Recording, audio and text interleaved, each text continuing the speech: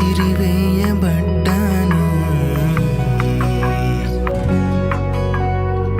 చీకటిలో ఉన్నప్పుడే చూసేవారే లేకపోయేను. పనికిరాని వాడనని ఒక ముద్రే నాపై వేసేను.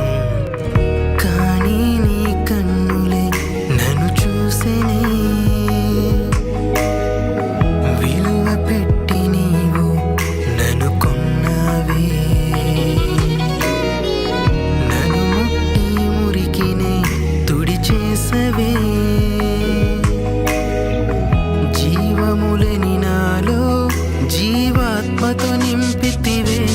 నీ చేతిలో ఒక వాయిద్యముగా నన్ను నీవు మ్రోగించగా, నీ చేయి తాకగా నామది పరవశించే.